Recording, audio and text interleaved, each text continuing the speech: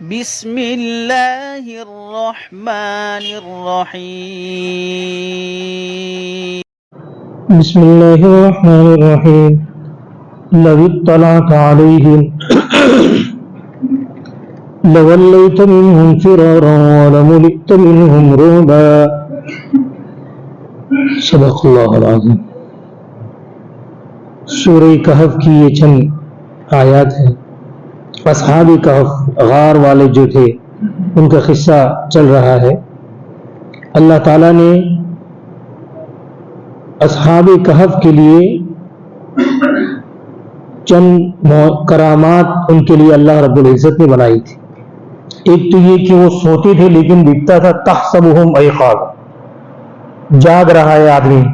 جاگنے میں نے گزشتہ بتایا تھا کہ جاگنے میں جس طرح آدمی اپنے پیر کو کھڑا رکھتا ہے، ہاتھ کو کھڑا رکھتا ہے، گرتا نہیں ہے۔ سونے میں گر جاتا ہے، ہاتھ گر جاتا ہے، اس کا مطلب یہ کہ سو گیا ہے۔ تو ایسا ان کا ہوتا تھا، دیکھنے والا ان کو جاگنے والا سمجھتا تھا۔ اور دوسرا سورج اوپر اللہ رب العزت نے بتایا تھا کہ سورج کو ہم نے اس کے غار کے اندر تپش نہیں جاتی تھی، اور یہ سب لیٹے ہوئے تھے تو ان کی کروٹوں کو ہم بدلتے تھے۔ اور کتا بھی برسوں زندہ رہا، بعض لوگوں کے ہیں، بعض علماء کے نزدیک، اور بعض نے کہا مر گیا تھا۔ بہرحال جو بھی ہو، آگے اللہ تعالیٰ ایک اور معجزہ ان کی کرامت فرماتے ہیں۔ اس غار کے اندر اللہ رب العزت نے ان کے سونے میں کوئی خلل واقع نہ ہو، اس لیے پورے اس غار کی اطراف میں وحشت ڈال دی تھی۔ بہت سی جگہیں ایسی ہوتی ہے، معلوم ہوتا ہے وہاں آدمی جانے سے ڈرتا ہے، بڑے سے بڑا کیوں آدمی نہ ہو، لیکن بعض وحشتناک جگہیں ہوتی ہے اور وہ وحشت اللہ کی طرف سے ڈالی جاتی۔ تو اصحاب کہف جس غار میں سوئے ہوئے تھے 300 سال تک اللہ نے وہاں وحشت ڈال رکھی، کوئی اس کے قریب بھی نہیں جا سکتا، انسان بھی نہیں، جانور بھی نہیں جاتا تھا وہاں، تاکہ ان کے نیند میں خلل نہ ہو۔ آج بھی ایسا ہے، آج بھی حضرت عبداللہ ابن عباس رضی اللہ عنہما ایک مرتبہ امیر معاویہ رضی اللہ عنہ کے ساتھ سفر میں، جہاد کے سفر میں گئے تھے۔ یہ علاقہ جو ہے کہاں ہے، یہ ایک سوال ہے۔ بعض لوگ کہتے ہیں ترکی کے اندر ہے ابھی وہ علاقہ، ملک شام کا علاقہ تھا لیکن ابھی ترکی میں ہے، اور بعض کہتے ہیں ملک شام کے علاقے میں ہے، وہیں اس کی قبریں بھی ہیں اور غار بھی وہی ہے۔ بہرحال اس سے ہمیں کوئی بحث نہیں، وہ کہا ہے اس سے ہمیں کوئی فائدہ بھی نہیں، لیکن حضرت عبداللہ ابن عباس رضی اللہ عنہ جن کو صحیح سمجھتی تھی، وہ ترتوس کی ایک جگہ ہے، ترتوس، عربی میں اس کو ترتوس کہتے ہیں، اور وہاں کی زبان میں اس کو فرسوس ایسا کچھ نام تھا ان کا۔ تو وہاں تشریف لے گئے۔ حضرت امیر معاویہ اس کو دیکھنے کے لیے جانے کا ارادہ کر، عبداللہ ابن عباس رضی اللہ عنہ نے کہا ایسا نہ کرو، مت جاؤ وہاں دیکھنے، نہ جاؤ، اللہ تعالیٰ نے منع کیا ہے، وحشت ڈال دی۔ لیکن حضرت امیر معاویہ نے کہا تو اس زمانے کی بات، ابھی کی تھوڑی بات۔ تو گئے، وہ چند لوگ گئے، عبداللہ ابن عباس نہیں گئے، لشکر کے چند لوگ گئے۔ اللہ تعالیٰ نے زور سے ہوا وہاں سے نکالی، یہ لوگ سب کے سب جیسے کوئی دھکا دے رہا ہو، اور ہوا کی طرح ان کو دھکے سے دور کر دیا۔ جس جگہ قریب پہنچنے کے بعد عبداللہ ابن عباس نے کہا میں نے کہا تھا کہ تم اس کے قریب نہ جاؤ۔ بہرحال یہ اللہ تعالیٰ نے بزرگوں کی جس طرح کرامت ہیں، اس کو بھی دیکھو قرآن میں کرامت اللہ نے اس کو بیان کیا کہ ایسی کرامتیں ہم نے ان سے ظاہر کی۔ قرآن میں کہہ رہا ہے لو اطلعت علیہم، اگر تو اس کو جھانک کر دیکھے، لولیت منہم فرارا، تو اپنی وہاں سے پیٹ پھیر کر بھاگے، ولملئت منہم رعبا، اور ہم نے اس کو دہشت سے بھر دیا گیا، وہ جگہ دہشت سے بھر دی گئی تھی۔ آدمی کے اندر وہاں جانے سے دہشت پیدا ہو جاتی تھی۔ بہرحال اسی وجہ سے وہ لوگ لیٹے رہے 300 سال تک، انگریزی تاریخ کے اعتبار سے، اور اسلامی تاریخ سے 309 سال تک۔ قرآن شریف میں اللہ نے فرمایا ہے وَلَبِثُوا فِي كَهْفِهِمْ 300 سِنِينَ وزدادوا تسعا، 300 سال انگریزی تاریخ، وزدادوا تسعا 9 سال اور، تو 9 سال کس اعتبار سے؟ اسلامی تاریخ کے اعتبار سے. بہرحال 300 سال میں اسلامی تاریخ کے 9 سال بڑھ جاتے ہیں. 36 سال میں 1 سال بڑھتا ہے. 36 سال کا آدمی ہو تو اس انگریزی اعتبار سے 36 ہے، اور اس اسلامی اعتبار سے 37 سال اس کے ہو جاتے ہیں. 36 سال کا آدمی ہوتا ہے، اس نے عبادت کی ہے، اس کا مطلب یہ ہے اس نے ہر موسم میں عبادت کی. ٹھنڈی میں بھی روزے رکھے ہیں اس نے، گرمی میں بھی رکھے، ہر موسم میں اس نے روزے رکھے. اگر 36 سال تک روزہ، 36 سال تک نماز پڑھی پابندی سے، اس کا مطلب یہ ہے کہ گرمی، ٹھنڈی، سردی، ہر چیز میں اس نے مکمل اللہ کی اطاعت کی. بہرحال جب تک اللہ نے چاہا وہ روز سوتے رہے، پھر اچانک اٹھے. کب اٹھے؟ جب اللہ تعالیٰ نے چاہا کہ اب ان کو اٹھنا چاہیے، اور ان کا اٹھنا لوگوں کے لیے ہدایت کا ذریعہ ہے. سنا کر ان کی ہدایت کی حفاظت کی اللہ نے. اور جب آدمی نیک بن جاتا ہے نا تو اس کی ہر چیز سے فائدہ ہوتا ہے. وہ سوتا ہے، اس لیے کہا علماء کا سونا ان کے جاگنے سے بھی بہتر ہے، اس لیے کہ وہ ان کی نیت پر ہے. تمہارا نیک آدمی ہوتا ہے تو ان کا دیکھیے سونا، اللہ نے سنا کر ان کے ایمان کی حفاظت کی، اور اٹھا کر جو اختلاف تھا اس زمانے میں مرنے کے بعد دوبارہ زندہ ہونے کا، اس کی وجہ سے ان کو اٹھایا اور ان لوگوں میں گئے، اور لوگوں نے سمجھا کہ دیکھو اتنے سال کے بعد آدمی اٹھ سکتا ہے دوبارہ، تو مرنے کے بعد دوبارہ زندہ ہونے میں کیا شک ہے. تو اس کی وجہ سے اس زمانے کے لوگوں کے درمیان جو اختلاف تھا اس کو ختم کیا، ان کے ایمان کی حفاظت کی. اللہ فرماتے وَكَذَلِكَ بَعَثْنَاهُمْ لِيَتَسَاءَلُوا بَيْنَهُمْ، اسی طرح ہم نے ان کو دوبارہ اٹھایا، لِيَتَسَاءَلُوا بَيْنَهُمْ، تاکہ آپس میں پوچھے کتنا سوئے بھائی. تو اس میں سے اٹھ کے پوچھا یار بہت دیر ہو گئی سوتے سوتے. قَالَ قَائِلٌ مِّنْهُمْ كَمْ لَبِثْتُمْ، کتنا سوئے؟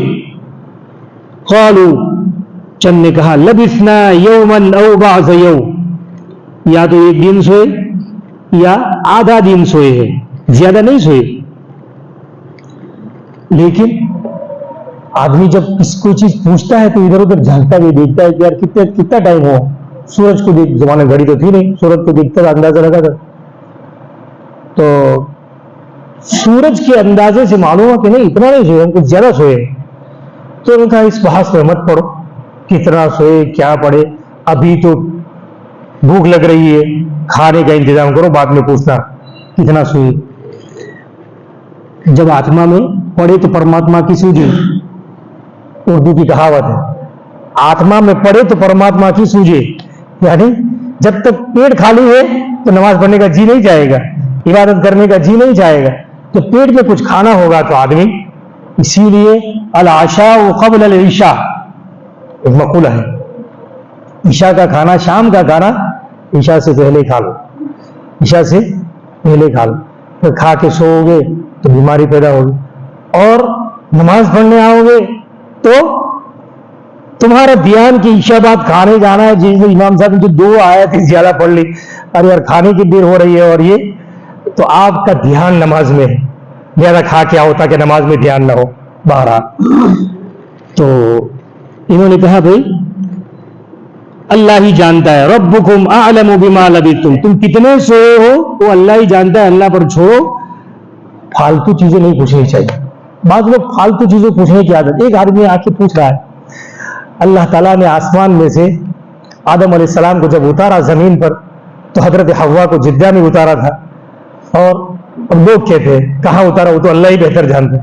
اور آدم علیہ السلام کو ہندوستان میں سری لنکا میں، تو ایسا کیوں کیا؟ ایسا سوال.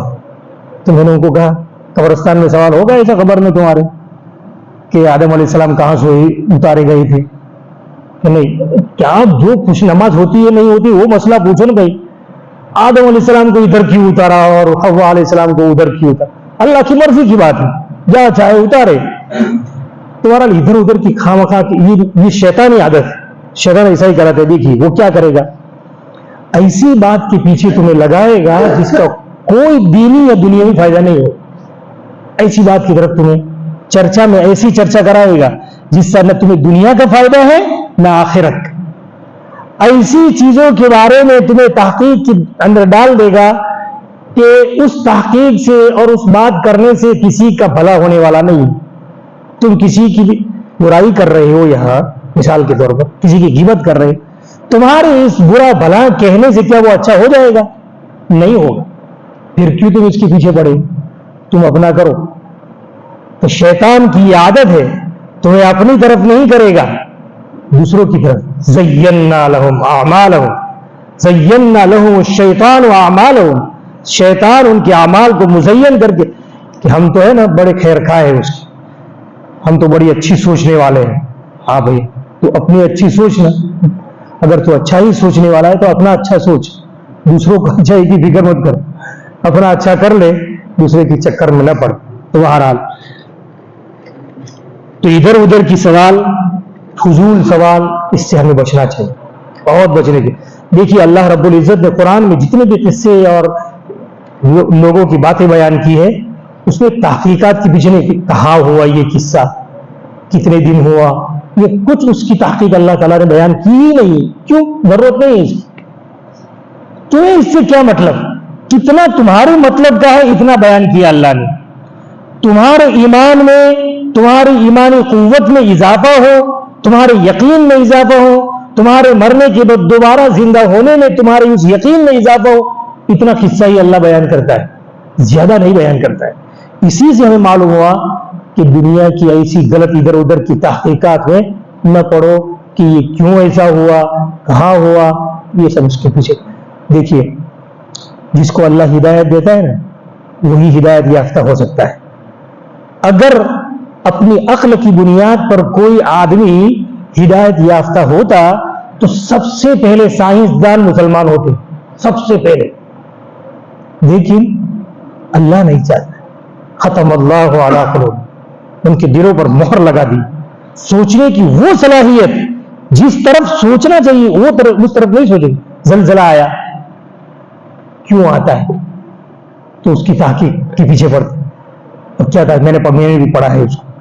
تو کیا کہتے ہیں کہ سرنگیں زمینوں میں کھود کھود کر بنا دی ہے، اور سارا کون سا پتھر ان پہاڑوں کو کھود کر، تو پہاڑ اللہ تعالیٰ نے رکھی ہے زمین نہ ہلے اس کے لیے. قرآن شریف کہہ رہا ہے وَأَلْقَىٰ فِي الْأَرْضِ رَوَاسِيَ أَن تَمِيدَ بِكُمْ، تاکہ وہ تم کو لے کر نہ ہلے زمین. اس لیے ہم نے کھیلے، جو ٹھوکتا ہے آدمی لکڑی یا کسی چیز کو ہلنے نہ دینے کے لیے، اس طرح ہم نے یہ پہاڑوں کو ٹھوکا ہے تاکہ یہ زمین نہ ہلے. اب اس کا جو بیلنس ہے اندر سے نکال کر بیلنس ختم ہو گیا، لہذا زمین ہلتی ہے. ایک دوسرا، جگہ ہو یا نہ ہو وہاں ڈیم بنا دیتے ہیں، تو ڈیم کی وجہ سے پانی کا اتنا وزن ہو جاتا ہے تو اس کا بیلنس ٹھیک نہیں رہتا ہے، لہذا زلزلہ ہوتا ہے. اب اس کے پیچھے دیکھو یہ زلزلہ کیوں ہوتا ہے؟ یہ تو سوچتا ہے آدمی کہ ایسا ایسا ہوا، لیکن اس کے دل میں ایمان نہیں ہے نا، تو کبھی نہیں سوچے گا کہ اللہ کے حکم سے ہوتا ہے، کبھی نہیں سوچے گا. اس لیے میرے محترم دوستو، صحیح سوچ پیدا کرنے کی ضرورت، صحیح عمل پیدا کرنے کی ضرورت. ہماری سوچ بھی صحیح ہو، عمل بھی ٹھیک. کوئی خراب ہے نہیں ہے اس سے کیا بحث. سرکار خراب ہے، حکومتیں خراب ہے، سب دوش دوسروں کو ہی دیتے ہیں، میں اپنی ذات کو نہیں دیتا. نوح علیہ السلام کا بیٹا وہ خود خراب تھا، نبی کے گھر میں ہونے کے باوجود ہلاک، خود خراب تھا وہ. اور فرعون کی بیوی حضرت آسیہ، ظالم، جابر، خدائی کا دعویٰ کرنے والا، اور جو نہ کرے اس کو قتل کرنے والا، اس کے گھر میں رہ کر بھی اپنی ذات سے انہوں نے اپنے آپ کو صحیح کیا. حضرت آسیہ نے، اللہ رب العزت نے ان کو مسلمان بنا کر دنیا سے اٹھایا. ان کا تذکرہ قرآن میں اللہ نے کیا. اتنی بڑی بات. خود ٹھیک ہوا، ماحول کچھ بھی ہو، کتنا ہی کفرستان کیوں نہ ہو، میرے دل کو چیر کر کون دیکھنے والا ہے؟ نماز پڑھی نہ پڑھی دوسرے نمبر کی بات ہے، لیکن ایمان تو میرے دل کی بات ہے نا. میں اپنے آپ کو ٹھیک کروں، ماحول کو کوئی نقصان نہیں پہنچانے والا. میں ٹھیک نہیں ہوں، فلاں ایسا کرتا ہے، فلاں ارے غلط، تجھے کیا مطلب اس سے بھائی، کیا وہ غلط کر رہا ہے تو غلط کر، میں ہی ٹھیک نہیں ہوں. یہ دیکھ اپنے آپ. بزرگوں کی عادت تھی. ذوالنون مصری رحمۃ اللہ علیہ کے یہاں ایک مرتبہ بارش نہیں ہو رہی تھی، تو لوگ سب نماز استسقاء پڑھنے کے لیے میدان میں جمع ہو رہے تھے، پھر بھی بارش نہیں ہو رہی تھی. ذوالنون مصری رحمۃ اللہ کتنا بڑا بزرگ، کیا اللہ تعالیٰ نے ان کو کمال دیا تھا. سن ہجری 300 کے آدمی تھے، سہل تستری کے زمانے کے. بہرحال تو ان سے کسی نے جا کر کہا حضرت بارش نہیں ہو رہی. تو انہوں نے کیا کہا، میں گنہگار ہو گئی، میں جب یہاں سے نکل جاؤں گا تو بارش ہوگی. نکلے اپنے گھر سے، مکان سے، اللہ سے کہا یا اللہ میں گنہگار ہوں، میری وجہ سے ان لوگوں کو بارش سے محروم نہ کر، میں اپنے شہر سے نکل گیا ہوں، تو بارش فرما. وہ تو اللہ تعالیٰ دکھانا چاہتے تھے کہ ان کیا، یہ نہیں کہتے، یہ جس دن کہیں گے نا اس دن ہم بارش دیں گے. اللہ تعالیٰ یہ چاہتا تھا کہ یہ نہیں بولتے. وہ جنازے اس نماز میں نہیں گئے ہوں گے، تو یہ جب کہیں گے تب بارش. انہوں نے کہنے کا انداز، کسی کے کہنے کا انداز پسند ہوتا ہے، یہ بہت بہترین بولتا ہے، اس کی تقریر اچھی ہے، اس کے بولنے کا ڈھنگ اچھا ہے. تو کسی کا ڈھنگ اچھا لگتا ہے، اللہ کو بھی کسی کا ڈھنگ اچھا لگتا ہے، مانگنے کا ڈھنگ کسی کا اچھا لگتا ہے، مانگتا اچھا ہے. تو کھٹ سے اللہ تعالیٰ اس کو دیتے. تو انہوں نے اپنی طرف سب کیا نا، وہ لوگ کیا کہتے ہیں کہ سب حالات خراب ہے، دوسروں کو کہہ رہے ہیں، لیکن اپنے کو انہوں نے سب اپنے کو کہا یا اللہ میں گنہگار ہوں، میری وجہ سے دوسروں کو معروم نہ کر، کھٹ سے بارش. تو یہ بات ہے اللہ تعالیٰ کیا اپنی ذات پر آدمی کو وہ کرنا چاہیے. دوسرے کیا کر رہے کیا نہیں کر رہے اس سے کوئی بات. ٹھیک ہے دعوت دینی چاہیے، سمجھانا، یہ نہیں کہتا کہ میں دعوت نہیں دینی چاہیے، سمجھانا چاہیے، لیکن اس کے پیچھے نہیں پڑنا چاہیے. پولیس بن کر مت بیٹھو. قرآن شریف میں وَمَا أَنْتَ عَلَيْهِمْ بِوَكِيلٍ، آپ کو ہم نے ان کا وکیل نہیں بنایا، ذمہ دار نہیں بنایا ہے. آپ سمجھا دو، وہ جانے ان کا کام جانے. آپ ان کے پیچھے کیوں نہیں کرتے؟ ہم تو اندر کی تحقیق، اندر کی تحقیق، وہ اندر کی بات لایا ایسا بولتے. کس نے کہا ہے تجھے اندر کی باتیں لانے میں؟ تو اپنا کر بھائی. بہرحال یہ خاص اس کی میں آپ کو نصیحت، میں اپنے لیے سب سے پہلے اپنے کو کہتا ہوں، آپ کو بھی کہتا ہوں، کسی کی ٹوہ میں مت پڑو، وہ جانے اس کا کام. بلکہ اگر ہم نے حدیث شریف میں آتا ہے کسی کی برائی ہم جانتے ہیں اور اس نے ہمارے سے دشمنی کر دی، پھر بھی ہم نے اس کے عیب کو چھپایا، کل قیامت کے دن اللہ لوگوں کے سامنے تمہاری عیب کو چھپائے گا. آج ہماری حالت کیا ہے؟ جب تک وہ کچھ نہیں کہتا تب تک تو چپ ہے، لیکن اس نے کچھ کہا میں نے بدی تاریخ مجھے بدو کہہ رہا ہوں. ایسا ہی اللہ تعالیٰ کے پاس جس کو جانا ہے، سمجھتا ہے کہ اللہ کے پاس مجھے کھڑا ہونا ہے، وہی ایسا کرے گا. اور جو یہ سمجھتا ہے کہ کوئی مجھ کو کہہ کر کیا کر لے گا، تو اس کے لیے کچھ نہیں، جا کے دیکھے گا تب پتہ چلے گا. اس لیے اپنے آپ بنانے کی. قرآن شریف ایسے نہیں ہے، ہمارے بیٹھنے کا مقصد ہے کچھ، ہم اس کو اپنی زندگی میں کچھ چیزیں پیدا کریں. دیکھ رہا ہے سامنے، آنکھیں بند کرو جو نہیں دیکھ. یہ چیزیں اپنی زندگی میں اللہ کے لیے، یا اللہ میں نے صرف یہ آنکھیں جو بند کی ہے، کسی غلط چیز کو دیکھ رہا ہے، کسی عورت کو غلط جگہ دیکھ رہا ہے، آنکھیں بند. مر جاؤ ٹوٹ جاؤ لیکن کسی کے عیب کو نہ نکالو، کچھ کبھی نہ کہو میں نے اس کو فلاں جگہ دیکھا تھا. کیوں کہتے؟ کیوں اس کے عیب کچھ؟ تم نہیں چاہتے تمہارے عیب کو اللہ چھپائے. اپنی زندگی بدلیں گے اللہ تعالیٰ بہت دینے والا ہے، بہت کچھ. لیکن ہماری سوچ نہیں بدلتی ہے، سب سے بڑا مسئلہ یہ. ہم آدمی ہیں، میری ایک بھی دعا قبول نہیں ہے، میری اللہ سنتا نہیں ہے. بہت سے لوگ ایسا سمجھتے ہیں، نہ کہہ سکے بات ہے لیکن دل میں تو ایسا، میری ایک بھی دعا آج تک قبولت نہیں ہوئی. لیکن اللہ تعالیٰ قرآن میں کہہ رہا ہے اس کو تو دیکھ، تیری غلطی کی پکڑ نہیں کرتا نا، یہ اللہ تعالیٰ کا احسان ہے تجھ پر. یہ نہیں تیری غلطی کتنی ہے، کتنے گناہ تو نے کیے ہیں. ہر قرآن شریف میں وَلَوْ يُؤَاخِذُهُم بِظُلْمِهِم مَّا تَرَكَ عَلَيْهَا مِن دَابَّةٍ. اگر ہم ان کی پکڑ شروع کر دیں نا، وہ یہ زمین پر ایک جانور، ایک زندہ انسان نہ ملے. کون گنہگار نہیں ہے؟ تو آدمی جب اپنی دعا قبول نہیں ہوتی ہے تو اپنے پر کہ اللہ کا احسان ہے کہ میرے گناہوں پر میری پکڑ نہیں کرتا. یہ مت کہہ تو کہ میری دعا قبول نہیں. سب سے بڑی بات تو یہ ہے کہ تیری اس دعا کرنے سے تیری وہ مصیبت اللہ ٹالتا ہے، مصیبت ٹالتا ہے. تو یہ کیا معلوم کہ مصیبت نہیں ٹلتی ہے.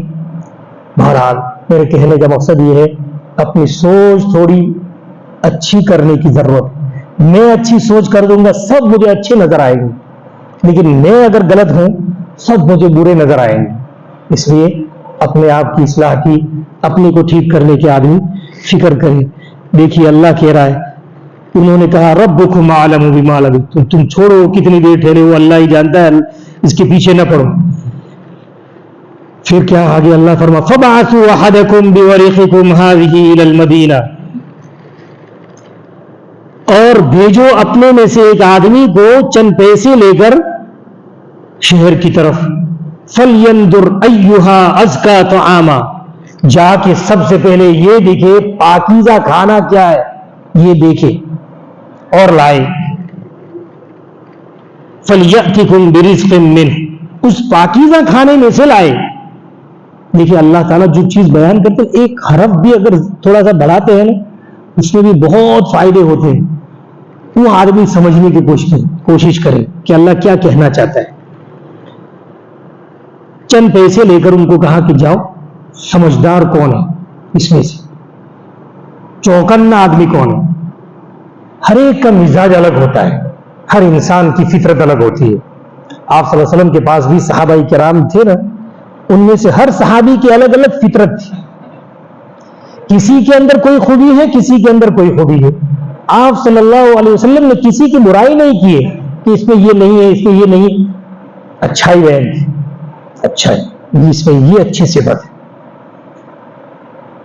میرے دو وزیر اس دنیا میں اور آخرت میں، دنیا میں دو وزیر ابو بکر اور عمر.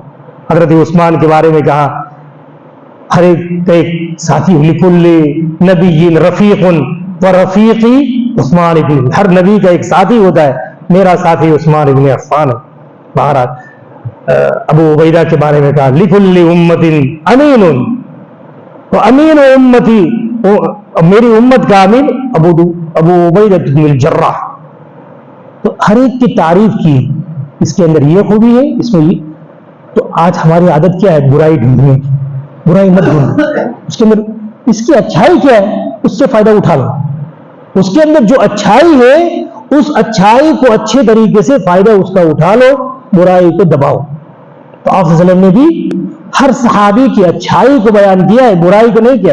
جہاں برائی ہوتی تھی آپ صلی اللہ علیہ وسلم منہ پر خاموش، یہ نہ بولو، میرے سامنے کسی کی برائی نہ کرو. آپ صلی اللہ علیہ وسلم نے کہا ہے میرے سامنے میرے دل میں کسی کی برائی آ گئی تو اس کو تو مجھ سے فائدہ ہونا نہیں، اور فائدہ کبھی نہیں ہوگا. اس لیے اپنے ساتھیوں میں، اپنے بچوں میں بھی ہم ایسا نہیں کرتے.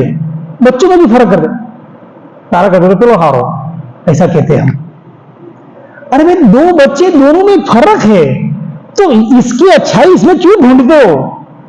اس کی اچھائی اس میں مت ڈھونڈو، اس میں کیا اچھی ہے وہ ڈھونڈو بس، اور اس کو اس سے فائدہ تم حاصل کرو. اس میں کیا اچھائی اس میں تم ڈھونڈو، یہ اچھائی اس میں نہ ڈھونڈو اور اس کی اچھائی اس میں نہ ڈھونڈو. اس میں کیا اچھائی ہے بس اس سے فائدہ ہے. اس کو اس طریقے سے اچھا لگتا ہے، ارے بھائی اس کو ایسے طریقے سے اس کو بات کرو، اور اس کو ایسے طریقے سے بات پسند ہے اس کو ایسے طریقے سے سمجھو. ہر ایک کی اچھائی ڈھونڈے. آج ہماری عادت کیا ہے،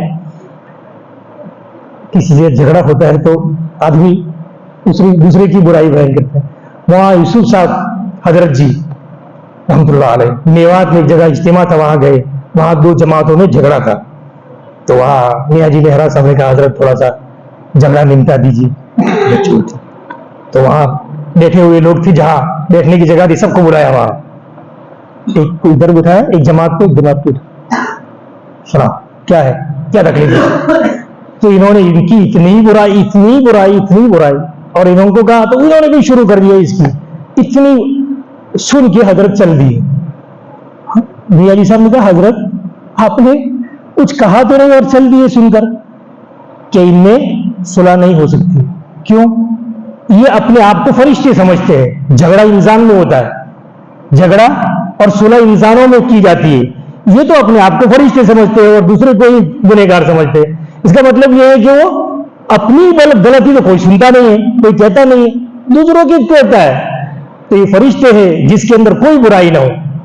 لہذا جب انہوں نے یہ ایسے انداز سے حضرت نے کہا، بہرحال بڑے لوگوں کی بڑی بات ہے، تو لوگوں نے کہا حضرت بیٹھ جائیے، آپ جو کہیں گے ہم مانیں گے۔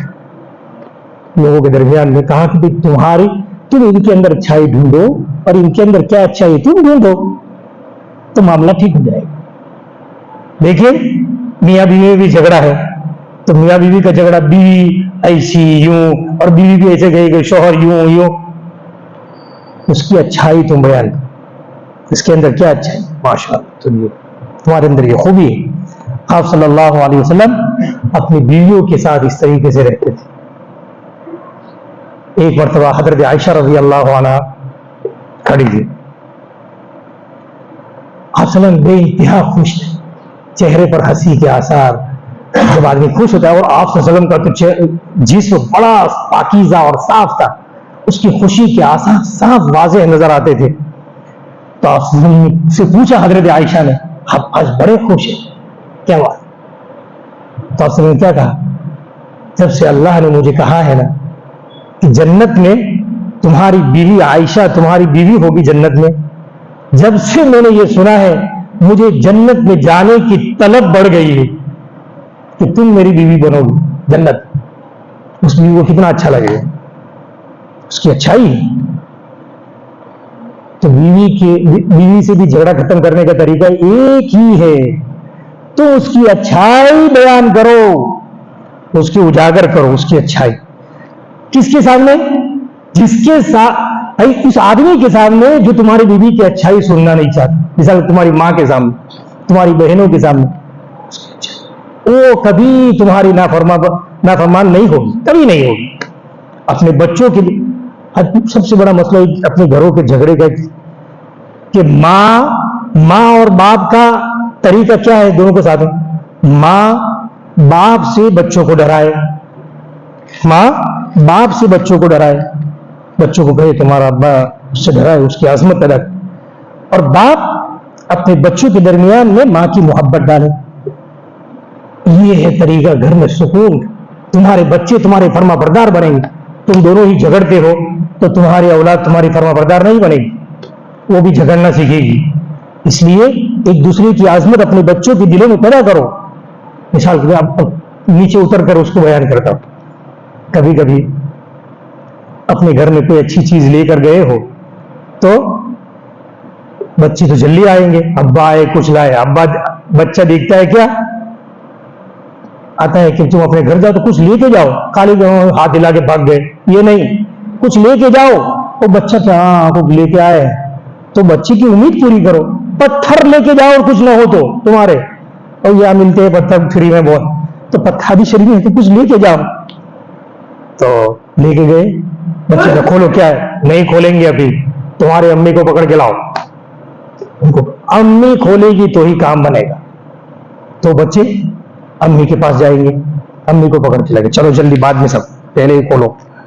تو اس سے ان بچوں کے دلوں میں تو محبت اپنی ماں کی بڑھے گی، لیکن تمہاری بیوی کے دل میں بھی تمہاری عظمت بڑھے گی کہ اچھا شوہر۔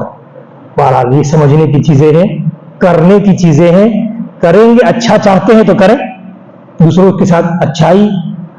اگر میں چاہتا ہوں کہ لوگ مجھ سے اچھائی کے ساتھ رہیں تو تم اس کی اچھائی کو، ایک اچھائی وہی اچھائی دوسرے سے مت تلاش کرو، اس کے اندر کوئی دوسری اچھائی ہے، اس سے اس کا فائدہ اٹھا لو، اس تیسرے کے اندر تیسری اچھائی ہے، برائی نہ کرو، اس سے نقصان۔ تو دیکھیے انہوں نے آپس میں مشورہ کیا۔ میں اس پر کہہ رہا تھا کہ آپ صلی اللہ علیہ وسلم نے بھی صحابہ کرام کے اندر جو اچھائی تھی اس کو بیان کی۔ دیکھیے حذیفہ ابن یمان کو کیا بنایا؟ رازدار بنایا۔ کیا ابو بکر رضی اللہ عنہ نہیں تھے رازدار ہو سکتے تھے؟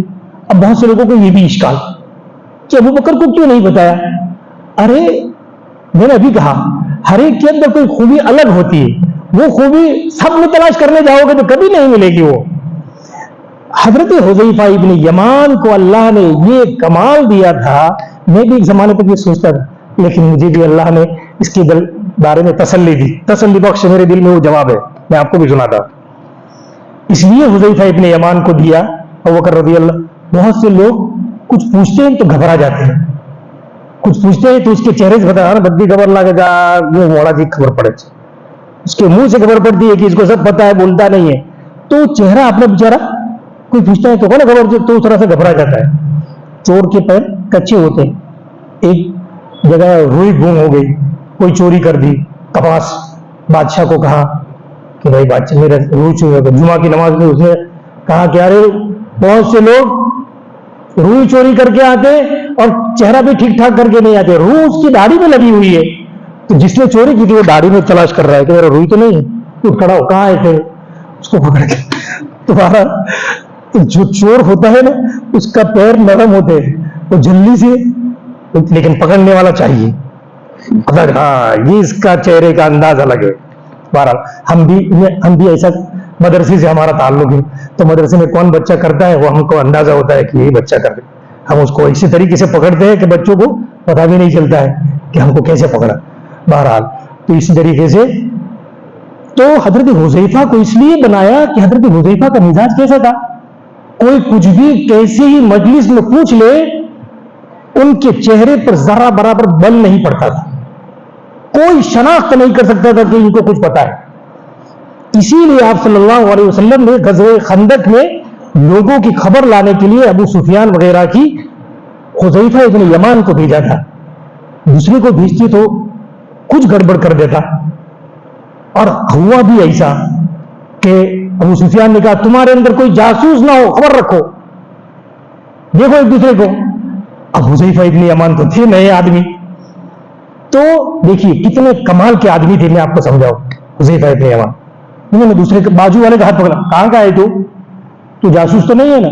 اب اسی کو پوچھ لیا، جماعت میں نہ جانا ہو تو تشکیل میں جاؤ، جماعت میں نہ جانا ہو تو تشکیل میں. اب بیچارے کو تم اس پر مسلط کے 4 مہینے جاؤ، وہ تو تمہاری تشکیل کرنے سے رہا، وہ تو تمہاری تشکیل نہیں کرے گا کہ بھائی تم نے لکھا ہے کہ نہیں لکھا ہے، میں لکھاؤ نہ لکھاؤ تم جاؤ. تو اسی طریقے سے حذیفہ ابن یمان نے اس کے ہاتھ پکڑ لیا، تو جاسوس تو نہیں؟ ارے نہ یار میں تو فلاں قبیلے کا ہوں. اچھا ٹھیک ہے چل کھڑا ہے. تو یہ حذیفہ ابن یمان کو پوچھتا اور حذیفہ ابن یمان کو جواب دینا پڑتا کہ کون سے قبیلے سے، اس سے پہلے ان کو پوچھ لیا. ہاں ٹھیک ٹھیک کھڑا رہے. ایسا کر کے کسی کو پتا نہیں چلا. ایسے با کمال آدمی تھے حذیفہ ابن یمان. تو ان کو ہی منافقین کا لسٹ دیا. اب وہ کبھی کتنا ہی آدمی لوگوں کے درمیان میں بیٹھا ہو، پتا نہیں کسی کو بتاتے نہیں تھے کہ یہ منافق، کسی کو نہیں بتاتے. ہاں صرف ان کی نشانی ایک ہی ہوتی تھی کہ جنازے کی نماز نہیں پڑھتے تھے منافق کی. حضرت عمر رضی اللہ عنہ کے زمانے میں جب کسی کا جنازہ آتا تھا پوچھتے تھے حذیفہ ابن یمان آئے ہیں؟ اگر آئے ہیں تو نماز پڑھاتے تھے. حذیفہ ابن یمان جنازے میں نہیں ہوتے تھے، حضرت عمر رضی اللہ عنہ اس کی نماز نہیں پڑھاتے تھے. جنازے منافق یا مرنے کے بعد ہی پتا چلتا، چہرے سے ہی پتا نہیں چلا تھا. ایسا زبردست کمال تھا. تو بہرحال اس میں بھی ایک آدمی تھا، تنبیخہ اس کا نام تھا. اس کا مزاج ایسا تھا، موقع کو اور حالات کو کنٹرول کرنے کا مزاج تھا. اس کو کہا اس کو پیسے دو، یہ اچھا سمجھدار انسان ہے، جائے گا، ہم پکڑا بھی جائے گا نا تو ہمارا نام نہیں بتائے گا. ہم کہا یہ نہیں، مر جائے گا لیکن بتائے گا نہیں. بہرحال تو اللہ فرماتے ہیں کہ یہ چند بھیجو اس کو. آپس میں مشورہ کیا انہوں نے. فَلْيَنْظُرْ أَيُّهَا أَزْكَىٰ طَعَامًا، کون اچھا پاکیزہ کھانا لاتا ہے. انشاءاللہ اس کو کل بیان کریں گے، کھانے کے کیا اثرات اللہ تعالیٰ اس میں بیان کرنا چاہتے ہیں. آئندہ انشاءاللہ اس کو بیان کریں. اللہم لک الحمد حمدا کما ينبغي لجلال وجهك. یا اللہ قرآن کے نور سے ہمیں یا اللہ نور عطا فرمائی، قرآن کی سمجھ سے ہمیں سمجھ عطا فرمائی. یا اللہ ہمارے دلوں کو روشن فرمائی، ہمارے دلوں کو روشن فرمائی، اچھائی کو اچھائی سمجھنے والا بنائی، برائی کی برائی ہمارے دلوں میں واضح فرمائی اور اس سے بچنے کی توفیق عطا فرمائی. نیکی کو یا اللہ نیکی کو واضح فرما کر اس پر عمل کرنے کی توفیق عطا فرمائیے، ہمیں بھی قبول فرمائیے، ہمارے بچوں کو بھی قبول فرمائیے یا اللہ۔ یا اللہ اس قرآن کریم کی تفسیر کو قبول فرمائیے، ہمارے لیے نجات کا ذریعہ بنائیے، سننے والوں کے لیے نجات کا ذریعہ بنائیے یا اللہ۔ اس علاقے میں، اس شہر میں، اس گاؤں میں، اس محلے میں، اس مسجد کے اطراف میں یا اللہ قرآن کریم کی تعلیمات کو، قرآن کریم کے اعمال کو زندہ کرنے کی، اور یا اللہ خود ہمیں اپنی زندگی میں زندہ کرنے کی توفیق عطا فرمائے۔ وصلی اللہ تعالی علی خیر خلقہ محمد وآلہ وصحبہ اجمعین برحمتک یا ارحم۔